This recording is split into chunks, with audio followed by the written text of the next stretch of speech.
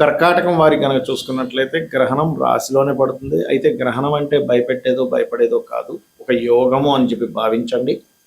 ఇది ఈ ఈ కాంబినేషన్స్ వల్ల మీకు జరిగే ఫలితాలు ఏంటి, ఏ దేవతారాధన చేసుకోవాలి అనేటువంటి అంశాలు చెప్తుంది నేనైనప్పటికీ చెప్పిస్తుంది సాక్షాత్ లలితామ్మ వారికి భావిస్తూ. అయితే ఇది ఇండియాలో లేదు గ్రహణం, ఏ దేశాల్లో ఉందో చెప్తాను. ఆ దేశాల్లో ఉండే వాళ్ళు జాగ్రత్త పడే విషయం గురించి మనం మాట్లాడుకుంటున్నాము. అయితే ఇక్కడ ఈ గ్రహణం రాశిలోని ధనస్థానానికి సంబంధంగా పడుతుంది. అంటే జీవుడు అంటే జాతకుడు కొన్ని విషయాలలో ఒక్కొక్కసారి మానసిక స్ట్రెస్ వల్ల తీసుకునే నిర్ణయాలు ఉంటాయి.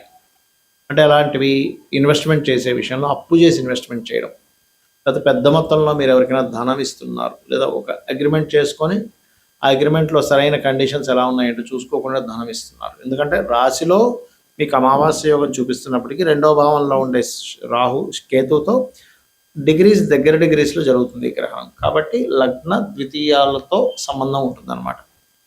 కావున ఇక్కడ కొంచెం ఈ తండ్రి గారి ఆరోగ్య విషయంలోని, మీరు ఇన్వెస్ట్మెంట్ చేసే విషయంలోని, మీరు విదేశాలకు వెళ్ళి అక్కడ నివసించేటువంటి అంశాల్లోని వీటి మీద ఎఫెక్ట్ చూపిస్తుంది. ఎన్ని రోజులు చూపిస్తుంది? 41 రోజులు ఉంటుంది ఎప్పుడు కూడా, గ్రహణం రోజు నుంచి 41 days. అయితే మన ఇండియాలో లేదని చెప్తున్నాను చాలా స్పష్టంగా. అయితే 9 గంటల 15 నిమిషాల నుంచి ప్రారంభమవుతుందని కొన్నిట్లోనేమో 11, అంటే రకరకాల దేశాల్లో కాబట్టి ఆయా దేశాల యొక్క కాలమానం పరంగా మారుతూ ఉంటుంది. అయితే ఈ గ్రహణ సమయంలో మీరు చేయవలసిన సాధన ఏమిటి? సాధన ద్వారా మనం పాపాన్ని తగ్గించుకొని పుణ్యాన్ని పెంచుకునేటువంటి అవకాశం గ్రహణం అంటే. సుబ్రహ్మణ్యేశ్వర స్వామిని మరియు వెంకటేశ్వర స్వామిని ఆరాధన చేసుకుంటే చాలా చాలా చాలా మంచిది. మరియు ఇక్కడ మీకు ఏంటంటే 12లో కుజుడు ఉన్నాడు కాబట్టి, లగ్నంలో బుధుడు వచ్చి కూర్చున్నాడు కాబట్టి కర్కాటకం వారికి అంటే బలవంతంగా తప్పనిసరి ఖర్చులు పెట్టవలసిన పరిస్థితి వస్తూ ఉంటుంది. దానికి మీరు ముఖ్యంగా ఆంజనేయ స్వామిని కానీ సుబ్రహ్మణ్య స్వామిని కానీ ఆరాధన కనుక చేసుకున్నట్లయితే 100% బాగుంటుంది. అయితే గ్రహణం కొన్ని రాసుల వారికి మంచి చేస్తుంది, కొన్ని రాసుల ఏ రాసుల వారికి మంచి ఉంది అని చెప్పి చూసుకుంటే వృషభం 3వ స్థానం మంచిది, అదేవిధంగా కన్య లాభస్థానం మంచిది, తుల 10వ స్థానం మంచిది. అదేవిధంగా చూసుకున్నట్లయితే ఇక్కడ కుంభం 6వ స్థానానికి మంచిది. మిగతా వాళ్ళకి ఏదైతే కొంచెం ఇబ్బంది ఇచ్చేటువంటి రాసులు ఏవైతే ఉంటాయో కర్కాటకంలో పడుతుంది కాబట్టి కర్కాటకము, వృశ్చిక, మనకి ధనస్సు, మేషం వారికి కొంత జాగ్రత్తగా ఉండాలి. మరియు సింహ, మిథునం వారికి కూడా, పక్క రాసుల వారు కూడా కొంత జాగ్రత్తగా ఉండాలి. మనకి గ్రహణం అసలు ఏ దేశాల్లో ఉంది, అసలు ఇండియాలో ఉందా లేదా అని చెప్పి చూసుకుంటే ఇండియాలో ఈ గ్రహణం లేదు. కాబట్టి స్త్రీలు పాటించాల్సిన, గర్భవతులు పాటించాల్సిన నియమాలు ఇవేమీ అక్కర్లేదు మనకి. కాకపోతే మరి సాధన చేసుకోవాలి, సాధనకి చాలా మంచిది. ఎందుకంటే గ్రహణం ఆకాశంలో సూర్యగ్రహణం పట్టేటప్పుడు దాని యొక్క ఎనర్జీ మాత్రం ఉంటుంది, మీరు ఏ దేశంలో ఉన్నా కూడా. అంటే దుష్ప్రభావం మాత్రం ఉండదు. కానీ ఆ గ్రహణ సమయంలో మీరు చేసే సాధన ఖచ్చితంగా మంచి ఫలితం ఇస్తుంది, గుర్తుపెట్టుకోండి. అలాగే ముందుగా అసలు ఏ దేశాల్లో ఉంది గ్రహణం అనేటువంటిది కనుక చూసుకున్నట్లయితే Norway, Sweden, Poland, Denmark, Italy, London, Belgium, France, స్విట్జర్లాండ్లో పాక్షికంగా కనిపిస్తుంది. అయితే ఇది కంకణ సూర్యగ్రహణము అంటారు. గ్రహణం లేనప్పటికీ కూడా మీరు ఏదైతే మంత్రం చేస్తారో, అంటే ఇండియాలో మాత్రం ఏమీ పాటించాల్సిన పని లేదు.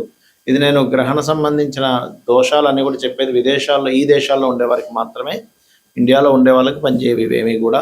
కాకపోతే మంత్రం మాత్రమే చేసుకోవడం వల్ల మంచి ఫలితం అయితే ఉంటుంది. మంత్రము, ఆ సమయంలో మీరు ఏదైనా హోమం చేసుకోవడము, లేకపోతే ఆ సమయంలో మీరు చేసేటువంటి సాధన ఏదైతే ఉంటుందో ఖచ్చితంగా పనిచేస్తుంది.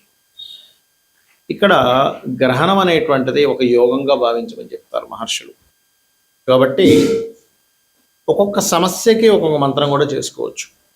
అది ఎలా అంటే, ఇప్పుడు ఉదాహరణకి మీకు ఫైనాన్షియల్గా బాగా ఇబ్బంది ఉంది, ఓం సంపత్కరీ సమారూఢ సింధుర వ్రజ సేవితాయ నమః, లేదా లక్ష్మీదేవి అష్టోత్తరం చేసుకోవచ్చు ఆ సమయంలో. లేదంటే ఓం ధర్మాధ్యక్ష ధనాధ్యక్ష ధనధాన్య వివర్ధిని నమః చేసుకోవచ్చు. కొంతమందికి ఉద్యోగం విషయంలో ఇబ్బంది ఉంటుంది, దశమస్థానం పాడవుతుంది వాళ్ళకి. దశమ భావం కనుక పాడైనప్పుడు ఉద్యోగం విషయంలో చాలా ఇబ్బందులు పడుతూ ఉంటారు. అలాంటి వారు చేయవలసింది ఓం మాణిక్య మకుటాకార జానుద్వయ విరాజితాయ నమః చేసుకోవాలి. గ్రహణ సమయం అంతా చేస్తే ఖచ్చితంగా మీ దశమ స్థానంలో ఉండేటువంటి కాంబినేషన్స్ వల్ల మీరు ఇబ్బంది పడుతున్నటువంటి దోషం తొలగిపోతుంది. అలాగే మరి కొంతమందికి అప్పులు ఎక్కువగా ఉంటాయి. ఓం అపర్ణాయే నమః. కొంతమందికి బిజినెస్ ఇంప్రూవ్మెంట్స్ ఉండవు. ఓం ఇంద్రగోప పరిక్షిప్త స్మర్తోనా భజంగికాయ నమః. ఇలా చేసుకోవచ్చు. మరి కొంతమందికి అనారోగ్య సమస్యలు ఎక్కువగా ఉంటాయి. ఓం సర్వవ్యాధి ప్రశమని సర్వమృత్యు నివారిణి అగ్రగణ్య చింత్య రూప కలికల్మషనాశిని నమః చేసుకోవచ్చు. అయితే మరి కొంతమంది పుట్టడమే గ్రహణ సమయాల్లో లేదా రవిచంద్రులు కేతువు కలిసి ఉన్న సమయాల్లో, రవిచంద్ర రాహు కలిసి ఉన్న సమయాల్లో పుడతారు. అది కూడా కొంతవరకు గ్రహణ దోషము అంటూ ఉంటారు. మరి అలాంటప్పుడు ఆ సమయాల్లో పుట్టిన వారికి ఏ భావంలో అది పడిందో, అంటే లగ్నం నుంచి ఎన్నో భావంలో అది పడిందో ఆ యొక్క విషయం పట్ల చాలా కేర్గా ఉండాలి. అంటే లగ్నంలో పడింది అనుకోండి, వీళ్ళకి కొంచెం ఏంటంటే వీళ్ళ తత్వం చాలా డిఫరెంట్గా ఉంటుంది. అంటే ఎప్పుడు ఎలాంటి డెసిషన్స్ తీసుకుంటారో, ఎప్పుడు ఎలా ప్రవర్తిస్తారో అర్థం కాదు. ఎందుకంటే గ్రహణం లగ్నానికి కనెక్టివిటీ వచ్చింది కాబట్టి. అలాగే వీళ్ళ లైఫ్లో కొంచెం ఏదైనా ఒక విషయం పట్ల కొంత స్టబర్న్గా ఉండడము, లైఫ్ అంతా స్ట్రక్ అయిపోయినట్టుగా ఉండడం జరుగుతూ ఉంటుంది లగ్నాల్లో కనుక గ్రహణ సంబంధం పట్టినప్పుడు పుడితే కనుక. అలాంటి వారు కూడా అది ఏ గ్రహణ సమయంలో వీళ్ళు పుట్టారో, పర్టికులర్గా ఆ గ్రహణ సమయంలో వీళ్ళు కనుక సాధన చేసుకుంటే కూడా ఆ దోషం పోతుంది. అదేవిధంగా ధనస్థానంలో పడితే ధన విషయాల్లో, అంటే ఎంత ప్రయత్నం చేసినా ధన సంబంధించిన విషయంలో ఎదగలేకపోతుంటారు. మూడో భావంలో కనుక పట్టినట్లయితే అప్పుడు వాళ్ళు సిబ్లింగ్స్తో ఇబ్బందులు, వీళ్ళకి తర్వాత పుట్టే వాళ్ళకి తల్లిగారికి మిస్క్యారేజ్ అవ్వడం ఇలాంటివి జరుగుతూ ఉంటాయి. అదేవిధంగా నాలుగో భావంలో కనుక పుడితే వీళ్ళ పేరు మీద ప్రాపర్టీస్ ఉన్నప్పుడు ఇబ్బందులు వస్తూ ఉంటాయి. ఐదో భావంలో కలిగితే గ్రహణ సంబంధం కనుక వీళ్ళు పుట్టినప్పుడు సంతానం విషయంలో ఇబ్బంది ఉంటుంది. ఆరైతే కనబడని హెల్త్ ఇష్యూస్, డయాగ్నోజ్ అవ్వదు కానీ హెల్త్ ఇష్యూ ఉందని అర్థం అవుతుంది. ఏడో భావం అయితే వివాహం విషయంలో దోషం ఉందని అర్థం. అలాంటప్పుడు వీళ్ళకి ఏదైనా రెండో వివాహ యోగం ఉంటే అర్క వివాహం, పురుషులైతే అర్క వివాహం, స్త్రీలైతే కుంభ వివాహం చేయించుకోవాలి. అష్టమ భావంలో గ్రహణ సంబంధం కనుక ఏర్పడినట్లయితే ఇక్కడ వీళ్ళకి ఏంటంటే పర్టికులర్గా అన్ఎక్స్పెక్టెడ్ థింగ్స్, ఆకస్మిక సంఘటనలు ఎక్కువగా జరుగుతూ ఉంటాయి. అదేవిధంగా తొమ్మిదవ భావంలో కనుక గ్రహణ సంబంధించినటువంటి విషయాలు కనుక కలిగినట్లయితే పర్టికులర్గా ఇక్కడ ఏంటంటే తండ్రి యొక్క విషయంలో తండ్రితో దూరం అవ్వడం, తండ్రితోని గురువులతో తెలియని చిన్న చిన్న మిస్కమ్యూనికేషన్స్ అవ్వడం జరుగుతూ ఉంటుంది. దశమం అయితే కెరీర్ మీద, ఏకాదశం అయితే కనుక ఖచ్చితంగా వ్యాపారాల మీద చూపిస్తూ ఉంటుంది. 12వ స్థానంలో కనుక గ్రహణం పట్టినట్లయితే మీకు ఇది ఇన్వెస్ట్మెంట్స్ విషయాల పట్ల కాస్త జాగ్రత్తగా ఉండాలి. ఇది మీ పర్సనల్ చార్ట్లో గ్రహణం ఆ సమయంలో ఉన్నా, లేకపోతే గోచారంలో ఈ గ్రహణం మీ భావన, మీ లగ్నం నుంచి లేదా మీ చంద్రరాశి నుంచి ఆ స్థానంలో పెట్టినప్పుడు ఆ విషయాల్లో జాగ్రత్తగా ఉండాలి. ఇక గ్రహణం ఇక్కడ లేనందుకు మీరు గర్భవతుల విషయంలోని ఎటువంటి జాగ్రత్తలు అక్కర్లేదని చెప్పాను. గుళ్ళు కూడా ముయ్యాల్సిన పని లేదు.